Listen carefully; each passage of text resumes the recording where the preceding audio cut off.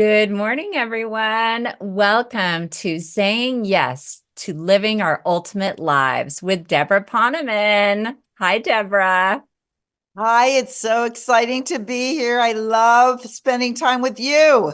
Thank you so much. Thank you for your energy and enthusiasm today. I'm so excited about this topic and to learn from your wisdom.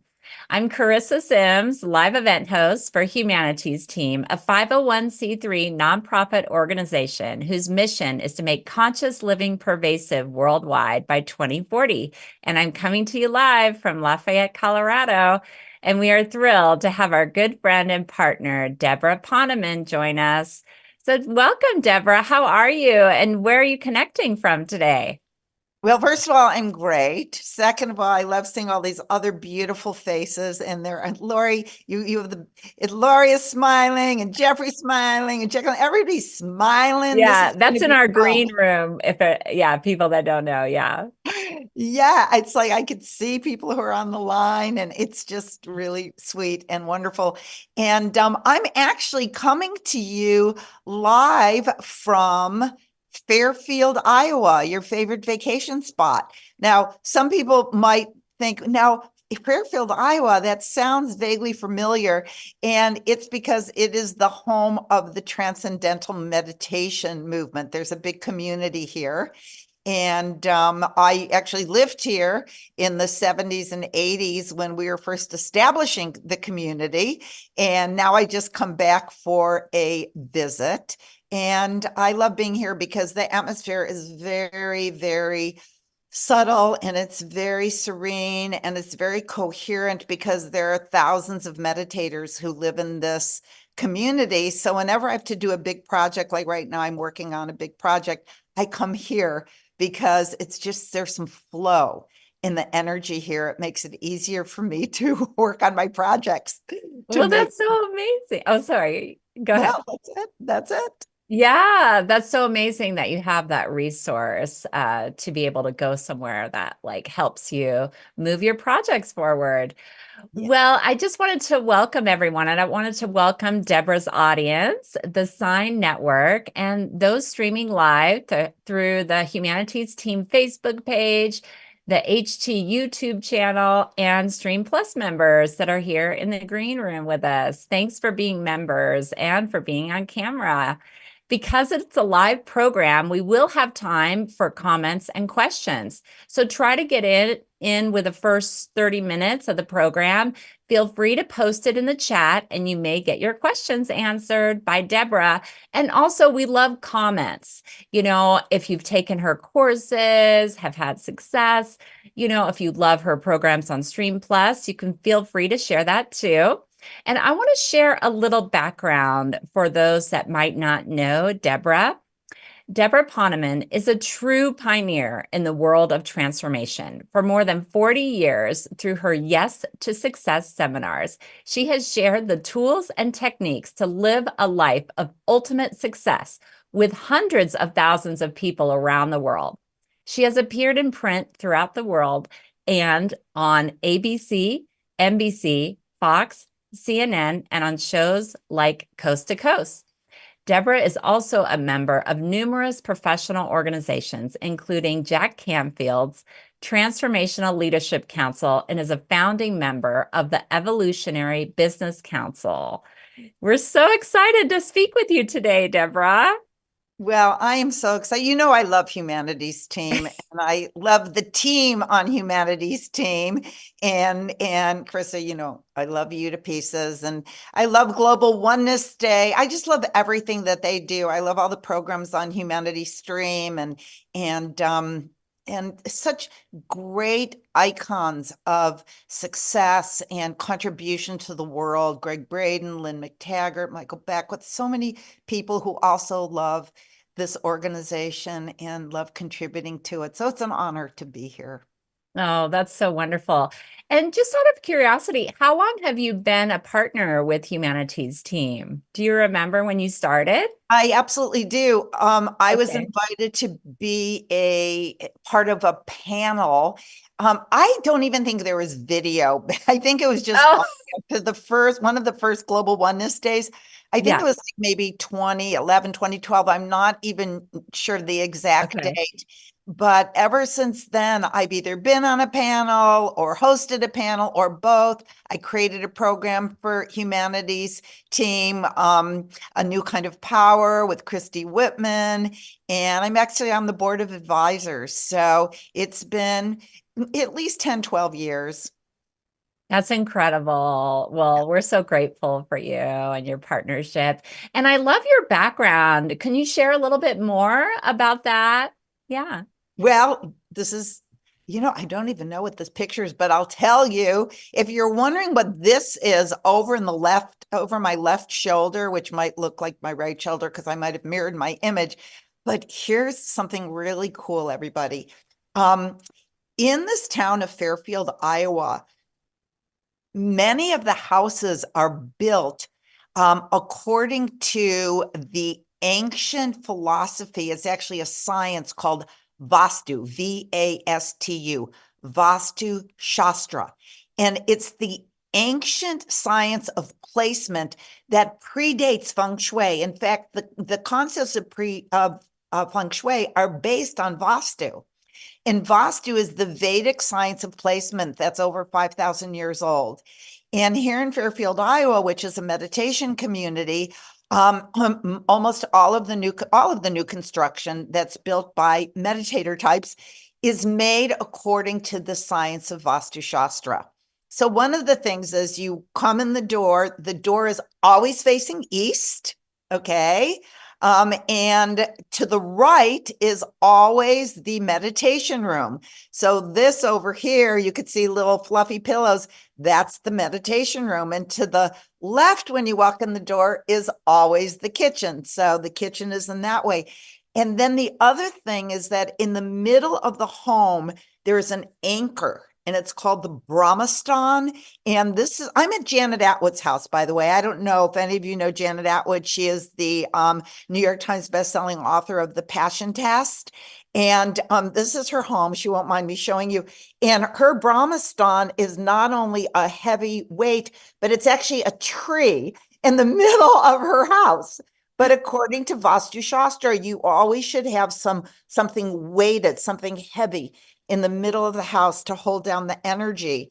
And also, according to Vastu Shastra, every quadrant of your home represents a different area of life. And I'm not going to say, I think it's like northeast might be relationships, southeast, I believe is prosperity, southwest might be health. Don't quote me on that. You could look it up on Google, or you could, some of my dear friends, Michael and Robin Mastrow, who I think should do a program for humanities team, they're considered to be the foremost authority on Vastu authorities in the West. They do it for Google and for NASA and the World Bank and Nordstrom. They go in and show them how to do Vastu Shastra so that they have more prosperity flowing. So anyway, and how it works is like, for example, let's say Northeast is your prosperity corner and you have a lot of clutter in the Northeast. You want to get rid of that clutter because it is cluttering up your prosperity. Okay. If you have a bunch of junk in your prosperity corner, you want to clean it out. That's why your whole house should be orderly. But according to Vastu Shastra, each corner, and I'm sorry that I don't know which corner is which. I have it written down, but I don't have it memorized. So this house is like perfect Vastu Shastra. Brahmastan in the middle, entry to the east. You always sleep with your head facing east so that the sun comes to your pineal gland as it's rising. You don't want to be facing north, your head facing north, because then it's like a magnet, the pressure actually causes your energetic field to like squash. So if you have your head facing north, you might not want to be sleeping that way anymore. Anyway, that's your mini lesson on Vastu Shastra for today. Oh, well, thank you. That you have so much wisdom. It's fascinating. And I love that it predated feng shui. So Wonderful. Well, let's talk a little bit about your journey. So, your transformation began in the 70s and you studied with some of the great masters of the East. So, tell me more about that time period and the wisdom you gained and how it influenced you today. Well, thank you. Usually people don't ask me about that. They ask me like what happened last week. So I'm really happy that you asked me about that because I do want to know what project you're working on, but we can get to that later. no, I love talking about the early days because I became a teacher of transcendental meditation in 1972. As a matter of fact, you could tell me happy anniversary because in 2 days it will be my 52nd anniversary of the day that I became a TM teacher on May 17th, 1972. Yes, it is true. I Congratulations. popped out of my mom and became a TM teacher. But anyway, and so I taught TM full time for the decade of the 70s. Now you might be thinking, I thought you were a success teacher. Well, the truth is that after teaching meditation full time for the decade of the 70s, I realized that woman does not live by mantra alone, and I kind of needed some money. And it was a nonprofit, and actually at that time I was living here in Fairfield, Iowa. I was the director of admissions at Maharishi International University, which is Fairfield, Iowa is the home of Maharishi International University. But I just got a stipend, a little bitty stipend, and I realized, I'm about to hit the big 30. I should probably have things that grown-ups have, like health insurance and car insurance, a car to insure, perhaps. So anyway, I picked myself up from Fairfield, Iowa, and I moved to California because I wanted to make some money. My intention was to move to California, make some money, and then continue teaching meditation full time or working for the university full time. But you know that expression, you make plans and God laughs. So here was my plan to go to LA, make a lot of money, because that's where I thought you go to make a lot of money. And I started selling investments. I was not very good at it. It just wasn't my jam, but I did it because I wanted to make money. Those are the days before you even thought about, well, what makes me happy? It was like, okay, what do I do to survive? But one day, we seldom, maybe not all the time, or maybe even seldom, do what we're doing for the reason that we think. I thought I was going to LA to make a lot of money, but when I started selling investments, I was so bad that one of my friends said to me, "Hey, I'm going to a money seminar tonight. You want to come with me? It might help you." And so I went to the money seminar and I walked in and I expected it to be, people in suits. And it was the new age crowd. It was 1980. And the speaker was talking about the law of attraction. I mean, whoever heard of the law of attraction? And he said that we are like tuning forks. He said, like a tuning fork that's vibrating at an F sharp. If a B flat comes towards it, it repels the B flat. And if the tuning fork is vibrating at an F sharp and an F sharp comes towards it, it augments it. And he said, when we're sitting around talking about how poor we are, we're never getting out of debt and the economy and the world, and or if you want a relationship, I'm never going to find a relationship. I'm too old. There are no good men in LA. Well, that's how you're vibrating. And if a good man came into your life, you would just vibrate it away, because you're not vibrating like the F sharp that would augment another F sharp. So you're not vibrating like there are lots of wonderful men, and then give examples of people who found their soulmates in their 70s and vibrate with that expectant vibration, whether it's prosperity, whether it's success, whether it's money, whether it's good health. People who don't have good health tend to augment their poor health because they always are talking about it. You probably calculated, I'm 72 years old. When I walk in and to rooms where people my age are talking about, oh, and then your knees go, and then the cataracts, oh, I'm going to get tested for hearing aids. I'm like, nice to see you. Just go do something else. Because Yeah, it starts earlier. I mean, I'm 51 and yeah, people talk about it. Yeah. It's like, I don't want to put those things into my brain. I don't want to put the image that it's inevitable that you lose your hearing and you lose your sight and you lose your knees and you lose your mobility and your hips and this and that. I want to put pictures of health. I want to talk about people who talk about their vibrant health and how much energy they have and how good they feel. That's how I want to vibrate. So, anyway, so this guy was talking about how to vibrate prosperity into your life, which I needed at the time because I Yeah. wanted to go back and teach meditation. But I had a realization while the guy was talking. I was like, oh my goodness. Well, it happened a little bit after. It happened when I went home. I had the realization, this is what I want to teach. I want to teach people how to create success in their life by becoming high vibration people. You know, the name of my company is Yes to Success. So people think I'm just going to teach you how to get like a fancy car and a fancy house. And that is not what I teach you, although there's nothing wrong with those things. But I teach you how to have a fancy life, and fancy means happy, means vibrant, means you are excited to get up in the morning. What are you going to create today? That's success. And that's what I want people to vibrate into their lives. So the bottom line is that that was the morning that my Yes to Success seminar was founded. And then I started studying the works of the great masters of success and prosperity, like Napoleon Hill and Wallace Wattles and Florence Scovel Shinn and Catherine Ponder. Make note of those names, everybody. Catherine Ponder. Okay.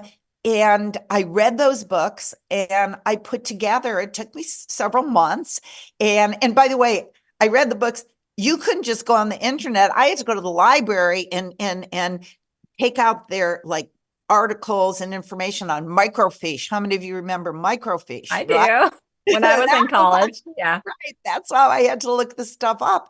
And I put together this step-by-step program for how you can create a life of true success. And the last thing I'll say about it is that, and I believe that building true success, you first have to build the foundation. And the foundation is always silence. It's like the Oh, foundation of the I building. was going to ask you that. Yeah, that's great. Yes. The foundation of a building has to be immovable, or else the building's going to topple over at the first sign of hurricane, tornado, earthquake. Oh, if the foundation isn't strong, then we're going to topple over if we don't have that strong, silent foundation. And that's where meditation comes in.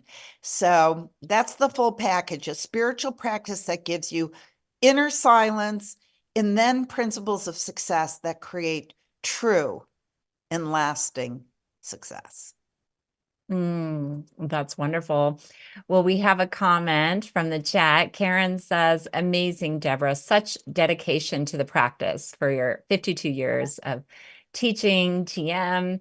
That's incredible. I've never done TM myself. I've done Vipassana meditation and many different types of meditation. So it's Well, wonderful. and I Yeah. and I just want to add that I no longer teach through the TM organization, although I love it, and it's the Mhm. technique is, but I teach through another organization but it's two branches of the same tree. It's called the Art of Living Foundation, and their meditation is called Samadhi. Sahaj means effortless. Samadhi means that state of unbounded awareness. And I love the TM. I love TM. I love the TM organization. I'm here in the TM community. The reason I teach through the Art of Living, which is an almost identical technique, is because the organization also incorporates lots of chanting and singing and dancing and Oh, joy. beautiful. That's my jam. So that's I why love it. Oh, that's yeah. I would be in alignment with that as I well. know you would. That's amazing. I went to a kirtan for my birthday recently. So chanting, dancing. Lots I of feel like that is also for women, like something to connect to our feminine essence, but for anyone. Yes, Freddie. And that's the other thing. It's interesting that you say that, because when you go to most self-help situations, you see the people who are here in the live room, it's mostly women. And every place you go, usually it's like 90% women these days, right? But it's interesting. The Art of Living is just about 50-50 men, 50% women, because I think one of the reasons why I love Art of Living is that it's so welcoming. It welcomes men, it welcomes women. You could be black, you could be white, you could be gay, you could be straight, you could be trans, you could be old, you could be young. It's a very welcoming organization. That's the other thing that I love about it. You could be, Oh. you could be orange. Well, I don't know. Some people orange, they might not. But anyway, you could be any color. Yeah. You Oh, will and be welcomed. oh, wonderful. Oh, that's good to know. Guranam says, my tribe, today I'm singing at 4:30 and dancing at 7. Okay, perfect. There you go. And I love your name. Yeah, that's a Yeah. powerful name. I don't know what it means, but it feels powerful.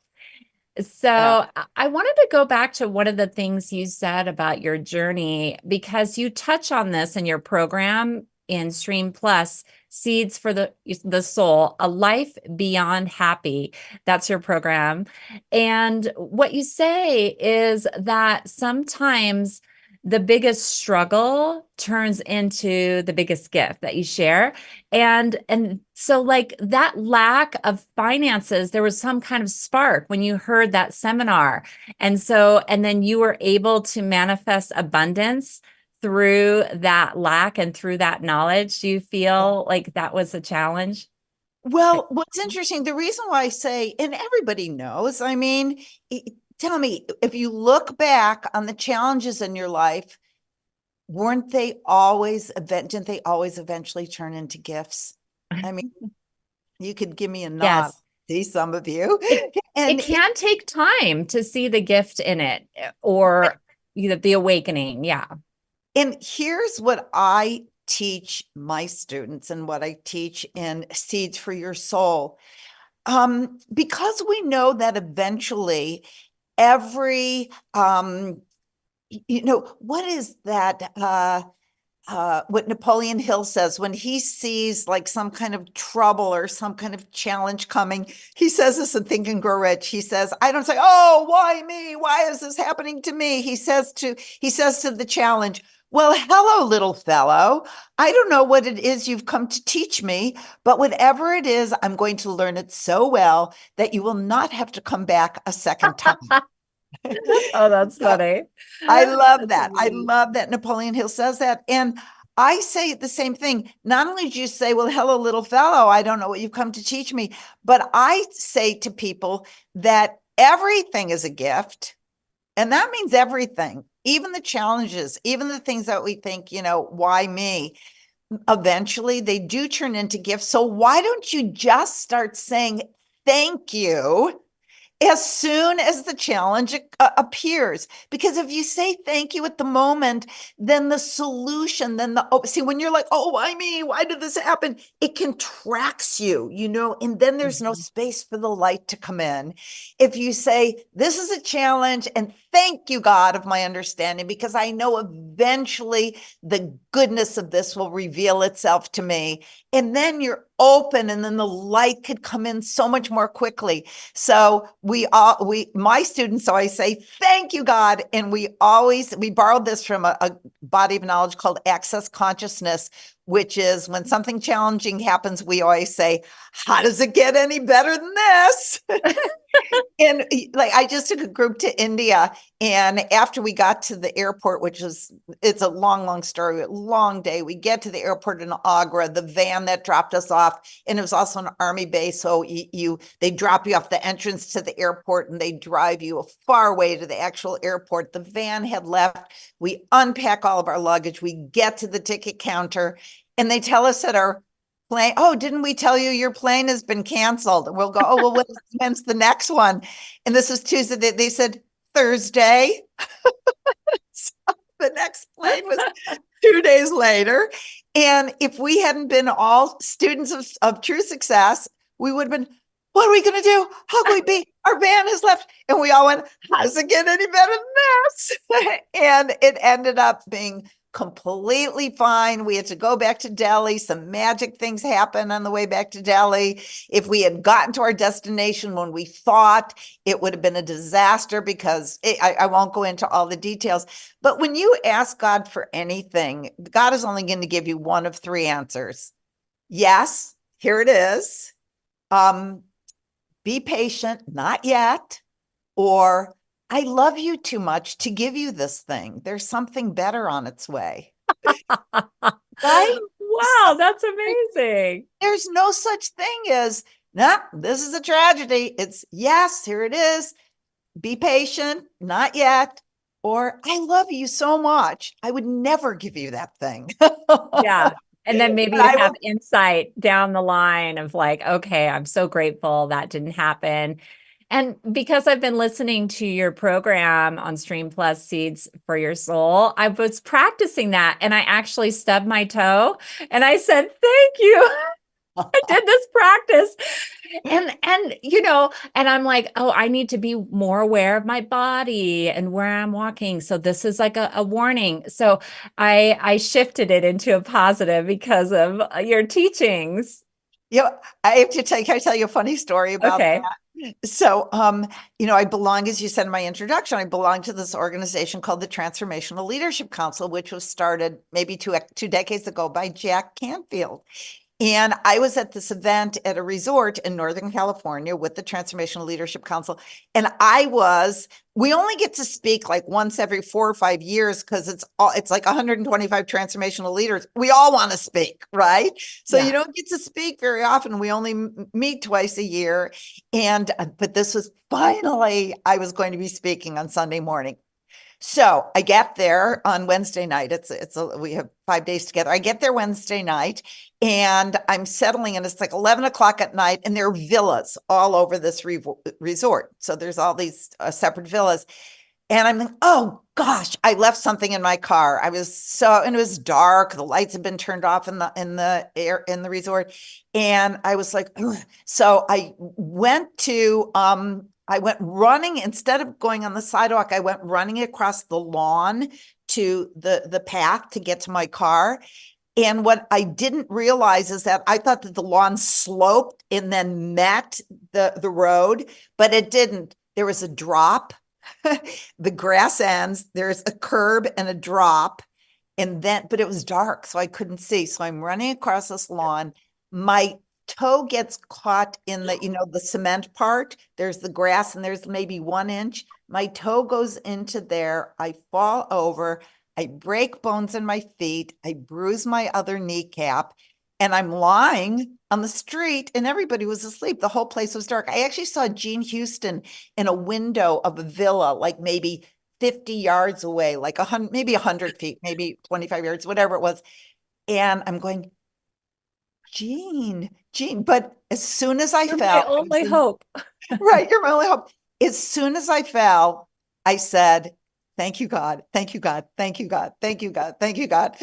And I'm lying there in the worst pain I've ever had. And I've given birth a couple times. So this was even worse. And I'm lying there and I'm like, Gene. But the wind was so knocked out of me. Like maybe you could hear my voice like maybe 6 inches away. I'm telling you, Charissa, this is a true story, everyone.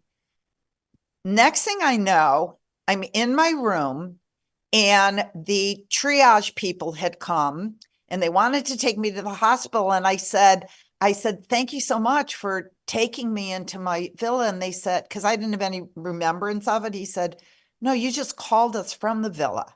And I said, well, who took me into the villa? And they said, I don't know. You just called us from the villa. I mean, I couldn't have walked, I couldn't have crawled, but somehow I ended up back in my villa. I vaguely remember crawling, vaguely. And then they wanted to take me to the true story. They wanted to take me to the emergency room. And I said, I have a good friend here who is a chiropractor. I don't know what her room is. I don't know where to find her, but her name is Dr. Sue Mortar. And I said, I also want my best friend, Marcy Scheimoff, who is here to come and take care of me. And they go, wait a second, because I heard some voices outside. It's 11 o'clock at night. I said, could you see who that is walking past the villa? Don't you know it was Sue and Marcy taking a moonlight walk? They come in. Sue is adjusting my foot. Marcy is soothing me. And then Sue said, I wish we had a scalar machine because that would really help your foot right now. Let's find out where Jennifer McLean is staying because she has her scalar with her, or she might have her scalar with her. And all of a sudden, there's a knock on the door that actually is between my villa and the connecting villa. There's like two in each little group. And we open the door, and it is Jennifer McLean. And she says, I heard voices in here. It sounded like you guys. I thought I was missing a party. and, and the only reason I'm telling you the story, so she got out her scalar machine, is because when I fell, I said, thank you, God, thank you, God, thank you, God. And when you do that, when you give thanks for even something like that, then the universe opens up. Can you see the difference between being contracted about it and being expanded about it? And then the end of the story is that I hadn't even started writing my talk because I was going to write it during my breaks and meals and at night during those 5 days because I wasn't speaking till Sunday morning. I was in so much pain. I couldn't really do anything. So I told the woman who was the presentation coordinator that there is no way I can't walk. I was in a wheelchair, and then if I had to walk, I was on crutches because it was both legs, right? It was the knee of one and the foot of the other. So I can't do it. And then on Sunday morning, I saw her and I said, who'd you get to take my place? And she said, nobody. I said, you know what? I'm going to do it. And at the end of that talk, because I couldn't do my whole dog and pony show, I couldn't use my whiteboard, I couldn't prance around the stage, which is my usual modus. I just had to sit on a stool. And everyone said it was the best talk that I ever gave because I couldn't be like the personality Debra. I just had to be the person Debra and just share from my heart because I couldn't do all of the showy things that I did. So it turned into thank you, God, because Jack Canfield said at the end, he said to me, that was an example. That was, I have it on my website. That was the perfect example of, it's something, the perfect presentation. I don't remember the exact quote. He said, you made us laugh, you made us cry, you shared your heart. And I didn't need the dog. And then it also showed me that I don't need the dog and pony show to give a good presentation. So again, back to saying thank you at the moment. And how does it get any better than this? That's so beautiful. And that you're in alignment also, that you attracted your friends and everything you needed. So I would say that's an example of your ultimate life. Yeah. Yes. Yeah. And the more you do these practices, the more you have gratitude, the more you, say thank you, the more you vibrate with what you do want instead of complaining about what you don't want, because then you're just going to, and when you worry, you're just visualizing what you don't want in the future. As soon as you find yourself worrying, cancel that worry and visualize what you do want in the future. All of these things that I teach, and I teach those not only in Seeds for Your Soul, I also teach that in a new kind of power, because the new kind of power that I teach for Christy Whitman, the new kind of power is power that comes from the inside. It's not power over anybody. It's power through God and the God of your understanding coming through you. That's the power. But you got to get rid of those bad habits of complaining and blaming and shaming and all of those things. Time to take responsibility Yeah. today in Yeah. this moment. Speaking of Jack Canfield, he says taking 99% responsibility is taking 99% responsibility is a bitch, taking 100% responsibility is bliss or something like that. Because even if you just take 99% responsibility, that 1% that you always give yourself an out, you're really not taking responsibility at all. But if you say, I take full responsibility, then you have the ability to change the circumstance, not if you have a way to weasel out. Yeah, that's powerful. Lori from the chat says, my mantra lately is I get to do this rather than why do I have to do this? So Yes. And then also it can be difficult when people in your life are negative. And girlfriend, I can't agree with you more that it can be challenging when people in your life are negative. But if it's like nothing's either good nor bad, but thinking makes it so. And the more we think about, oh, that difficult person, that difficult person, that difficult person, I always say, I teach my students something called 3 good things. And that is every time you think something negatively about somebody, whether they deserve it or not, every time you think something negative, notice 3 good things about them. I even do it with politicians. Like I see their face on the TV and I want to just like, strangle somebody. And I go, 3 good things. And then sometimes it's could be a challenge, but I find 3 good things, right? That I can say about even those people, because guess what? It hurts you more than it hurts them, because when you're putting your attention on them and their negative qualities, you know that it's just like a boomerang coming back to you. So you want the boomerang to be the good stuff. I that's remember, such great advice. yeah, it really, really is. I remember one time I was sitting with a friend of mine and we were complaining about a teacher of ours, and we were at Panera, I remember, because we liked that wild rice soup in the bread bowl. And so we were Good. complaining about one of our teachers, blah, blah, blah, blah, blah. And all of a sudden we said 3 good things. And so we both had to go back and forth and we each had to say 3 good things. And after we each said 3 good things about her, she said one, then I said one, then she said one, and I said one.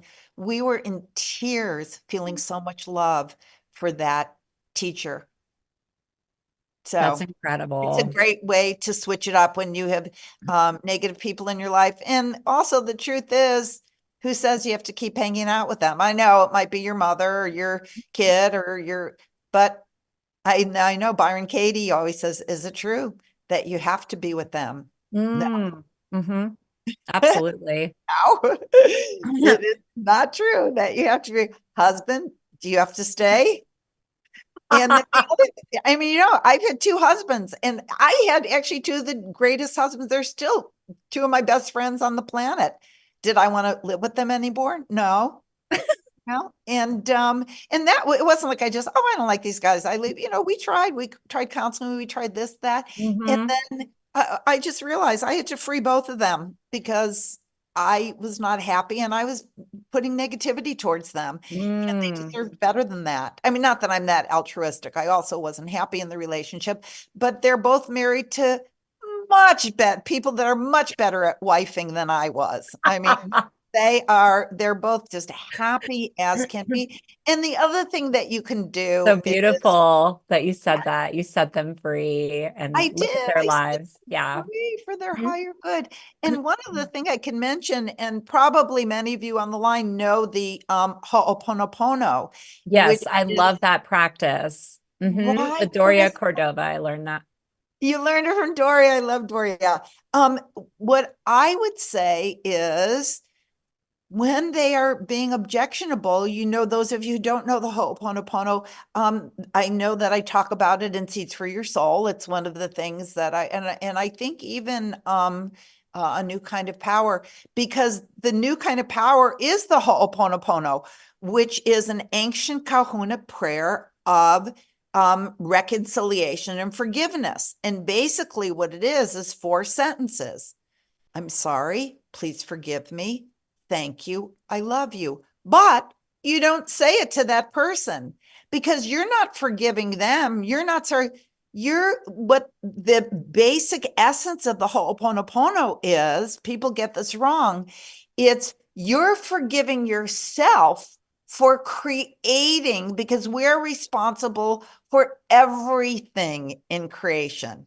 So you're actually forgiving yourself. I'm sorry, please forgive me. Thank you. I love you. I'm sorry, please forgive me. You could hold that person in your awareness but you're forgiving yourself for the part that you're playing in creating that situation. And then miraculously, that situation becomes better. Mhm.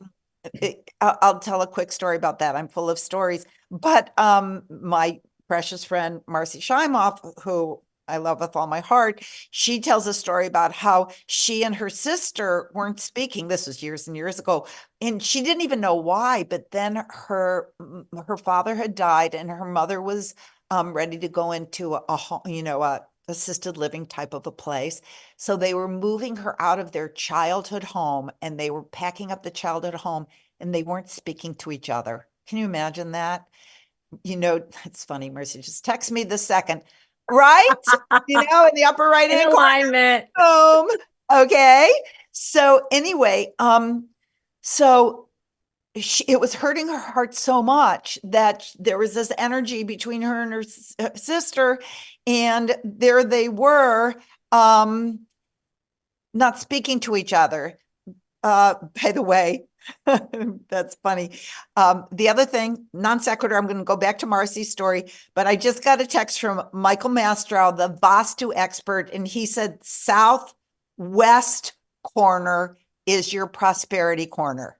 So southwest corner is the corner that you don't want. Oh, I'm sorry.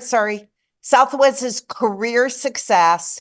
Northeast is prosperity. So if your prosperity is questionable, get the junk out of the northeast quadrant of your home. And if you want career success, get the junk out of the southwest corner of your home and make it into a shrine instead. Okay, back to Marcy. So Okay. Marcy is feeling so down because and then she thought, I'm going to go do the Ho'oponopono. So she went out to her car and she just held her sister in her heart. She couldn't even remember why they weren't talking, but she just said, I'm sorry, please forgive me. Thank you. I love you. I'm sorry. You just repeat it over and over mentally. I'm sorry, please forgive me. You could say it out loud if you're in your car by yourself. Thank you. I love you. I'm sorry. And you do it until you feel that stickiness unstick, right? Where you're kind of caught. And when she felt at peace, she walked in the house, she opened the door, her sister comes flying towards her, remember, she didn't know Marcy was doing this in the car, gives her a huge hug and says, Mars, I love you so much. I don't even know why we were fighting, and took her hand. And then together they cleaned out the rest of their childhood home.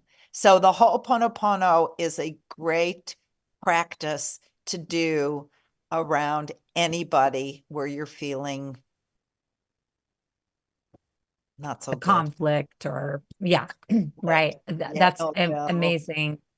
Amazing Negativity. advice. Yeah, I love that story. And for anyone here, if you haven't joined Stream Plus yet, you can also hear Debra Poneman, Marcy Shimoff, and also Dr. Sue Morter in last year's Global Oneness Summit, the Evolutionary Women Leaders. It was such an amazing interview, and you get to see them all together, these good friends.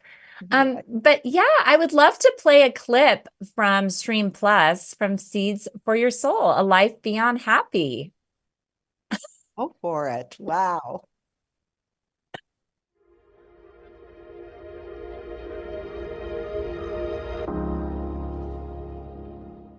The fact of the matter is that we're all on a spiritual path, although some of us are just now beginning to recognize that fact.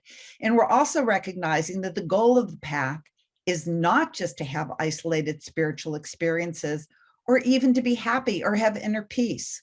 We're realizing that there is a lot more going on at this very exciting time in creation, and that state of consciousness far beyond happy that used to be the domain of a few masters and mystics is our domain as well. In fact, it's much closer than you can imagine. I've personally been on a very conscious spiritual path since the age of 18. I had at that time a clear, direct cognition of the turning of the wheel of karma, although with the help of a controlled substance, but it was the 60s. And I knew at that moment that I wanted to get off the wheel in this lifetime. And since that time, I've spent a great deal of my life studying at the feet of some of the greatest spiritual masters of our generation, and then teaching meditation since the early 1970s. And for over 5 decades, I've studied metaphysical principles of how to create a life you love. I can't believe that I confessed that I was on a controlled substance. And now I'm playing it for everyone. Right, and now you're playing. The funny thing about that, it was somebody handed me the book Be Here Now. Baba Ram Dass.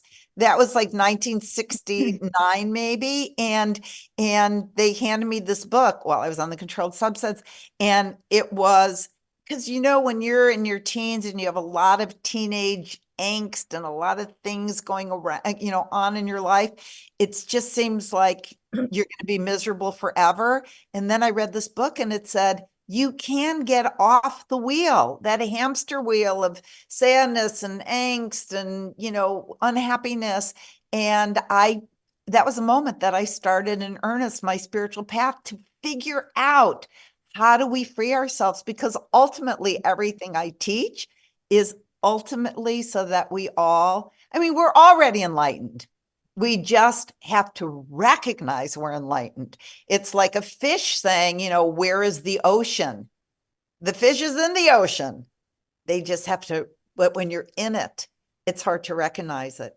But we are all enlightened. We also have to just remove some of the layers of junk and gunk from our lives. And then we're like, wow, yeah, I am enlightened. Life is good. That's so beautiful. And we have a comment from the chat. I can't wait to watch the class, Lori said.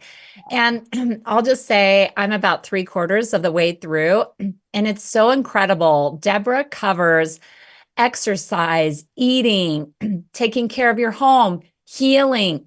It's so comprehensive. It's like the most comprehensive course I've ever seen on Stream Plus. It's incredible. So it's not just spiritual and living your ultimate life. It's really going deep into healing all aspects of who you are. It's so incredible. And you know what, Chris, I'm glad that you said that, because it really is, you have a chair with 4 legs. If you take one off, that chair is going to fall down. And all of those things are important: relationships, health, your physical environment. So that's why I cover all of it, because they're all holding up our lives equally. So we have to put our attention on all of them.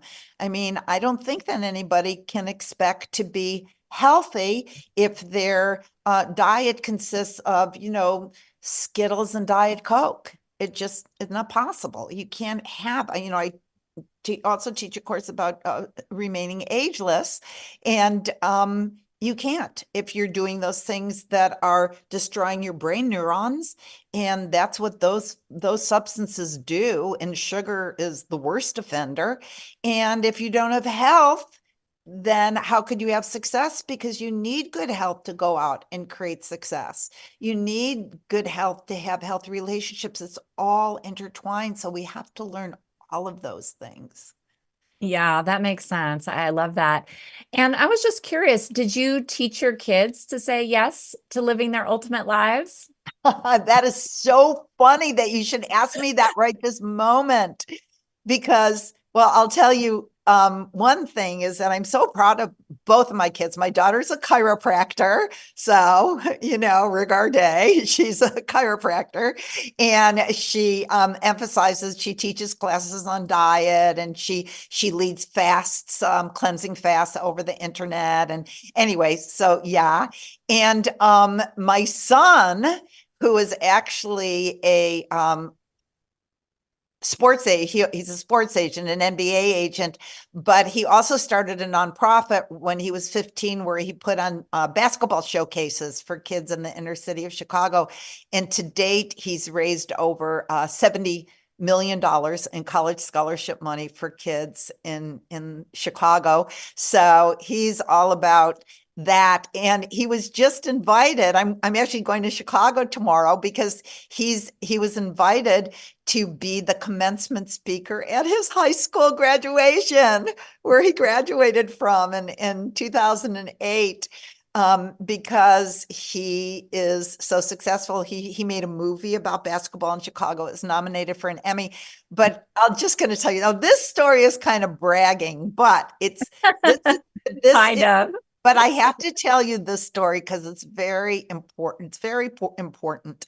And what the story is, I teach Yes to Success, and I don't anymore, but I used to have these groups of women that I would mentor for a 6-month period, and we would have retreats where we would come together. And one of them was in Chicago. This is several years ago, before COVID. And because we were in Chicago, we asked Daniel to come to lunch with us one day. And one of the women said to Daniel, you must be so successful because as you were growing up, your mother probably quoted to you from like Napoleon Hill, and when His Wallace, bedtime stories. right. Napoleon. And he looks at me, he says, I don't know who Napoleon Hill is.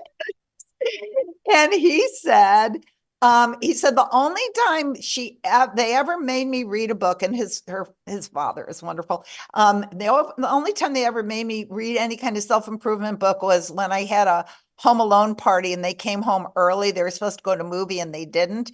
And my punishment was that I had to read 7 Habits of Highly Successful Teens and annotate it and give a book report. And when I was done giving the book report, if it was to their satisfaction, then I could go out and be with my friends again after he cleaned up the house. But he said, but that's the only time I remember them ever telling me to read any kind of self-help book, or I don't ever remember them quoting anything from self-help. I knew what my mom did, but no, not really. And then they said, well, how did you become so successful? And he said, I watched the way my mom and dad lived their lives. And they always lived a life that set a good example for me and my sister. And the reason why I share that is because these kids are they're so tuned in right now. And if you're saying, oh, you should be this way, and you're not, that they should be this way and the other, but you're not living that, you're not walking your talk. These kids are so in tune. They could smell inauthenticity a mile away. My kids bust me all the time. I'm no let me tell you, they're like, yeah, mom. As a matter of fact, I remember after a certain election where I wasn't happy with the person who won, and I was just complaining, and in the world, and it's like the world was over. Oh, I didn't think you did that, Debra. Well, because I was Considering your so. teaching. I remember I was actually, anyway, I don't have to give the whole story, but when I saw who was going to be our president, well, you could just guess because there's a lot of presidents. I really, it was hard for me to pull myself out. And my son says to me one day, he says, Mom, you really have to stop. He says, because you are so not living your teaching. And then he said, and I said, well, I don't know what to do. And then he said, I know what I'm going to do. He says, I'm moving back to Chicago. He's living in New York at the time, because with the current administration, I think the kids he said, my people are going to need me now more than ever. So I'm going to go back and do even more work for my nonprofit. And he said, the thing that I recommend that you do is do what you teach other people, and that is look for the silver lining, because you always teach that there is some good in everything, and start putting your attention on that. And he said, because Mom, if you don't do that, that's when we really lose. So, did I teach my kids? I guess I did somehow, because now they're busting me. Oh, that's so amazing. I love that story. It's so touching. And I have 2 kids, so hopefully I can be an exammost for them as Oh, well. honey, if there is anybody who's an example, it is you. You are one of the most kindest, most Oh, gracious, most lovely, most loving people. They're very lucky to have you. oh, thank you so much for saying that, Debra. Well, I'd love to play another clip from Stream Plus, A New Kind of Power. This is with Christy Whitman and Debra Poneman. Align with your highest truth to live a life of effortless flow and profoundly impact the world.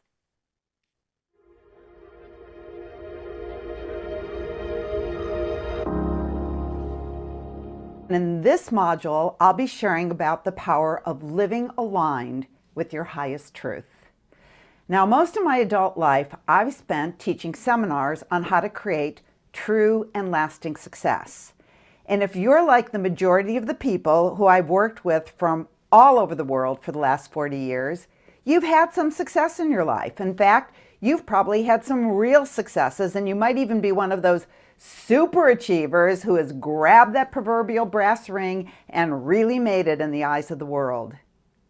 But as powerful as you appear on the outside, for many, it's not how you feel on the inside. On the inside, there's still somehow an emptiness, maybe even a gnawing emptiness. You thought when you made the money or had the recognition or bought the beautiful home that that emptiness would somehow vanish. And yet, when you walked into that new home or had that big success, it was like walking into one of those houses on a Hollywood movie set. The emptiness was still there on the other side. The gift of this time on our planet is that we're seeing the fragility of life, and we're asking ourselves, what's really important? We're wanting to live a different kind of success and a new kind of power, the kind of power that comes from being aligned with your truth, the kind of power that comes from having your inner match your outer, and the kind of power that comes from knowing what your real purpose is for being here and following the voice that urges you to do that thing. What did you think about that clip, Debra? That's pretty good. You sounded good. I agree. Well, of course, the first thing I'm thinking is, oh, I'm glad I didn't wear that same thing. They think I only had one shirt. But Yeah. you know, everything that I said is true. You know, and you don't have to be on the cover of Time magazine in order to be successful. You don't have to make millions. You don't have to do something, great. I mean, maybe great for you is just getting up every morning and doing some random acts of kindness, being loving to your grandchildren, going into the local library and teaching reading to little kids, or become a big brother, big sister. There's so many things that you could do that really make you feel truly successful. And it's all about giving. It's all about, I mean, how many of you here, you feel happy when you give? Right? I mean, that's pretty universal. And there's so many people with need out there. And or maybe it's just planting a beautiful garden, and cutting off some roses and bringing them to your neighbor, or baking some bread and bringing it to your neighbor, drive your neighbor who can't drive anymore to a doctor's appointment. That's success. And if more people would just do that, man, this world could really, really work. And so living a new kind of success is really about service. It's about giving. It's about self-love, which will be a topic for another time. But it's no more about accumulation, because we all know people who've accumulated lots. I mean, you look at these people who are, movie stars or rock stars, and they're so miserable that they take their own lives. It has nothing to, I mean, it's fine to have a nice car, but it so is not going to bring you happiness. It's just that love, giving, service, and being true to yourself. Beautiful. I agree with that. And also, maybe if you do want that car, it can be a reflection, not because of like a lack or you're trying to fill something in your heart. It's just a reflection of the beauty within you. That's so profound, that because it ain't ever going to fill the emptiness inside. It just is not. Yeah, it just is not. And Mhm. it's so interesting because I have friends who live in tiny little apartments on Social Security, and they are so happy.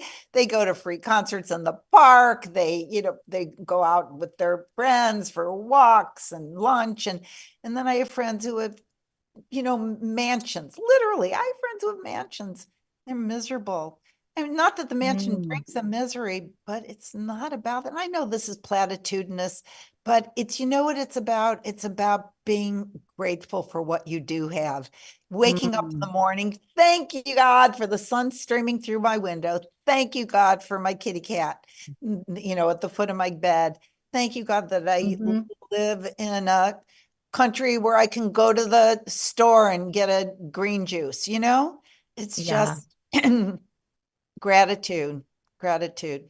That's abundance. Everything that you were saying right there, having gratitude for all that is in your life. Yeah. Well, Debra Poneman's courses, A New Kind of Power and Seeds for Your Soul, are available now on the Stream Plus platform.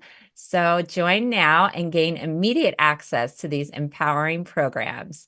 So thank you, everyone, for joining us. And if you're not a Humanity Stream Plus member, I'd highly encourage you to join to get access to these courses and other incredible spiritual teachers and programs and past Global Oneness Summits. And we're proud to say that Humanity Stream Plus is the largest global streaming platform for consciousness raising masterclasses and transformational education. So we are a nonprofit and also give back with a 1-for-1 program, sharing our content for those who cannot afford the membership. I just wanted to thank Steve Farrell, Dee Meyer, the production team, Jim Gray, Garth Catterall, Abby Johnson, yay, Nanette Kennedy, and the rest of Humanity's team, and especially Debra. It's been such a pleasure connecting with you, learning from your wisdom, and thank you for being here today. Thank you, my dear. And so much love to everybody, Humanities team. What a great organization.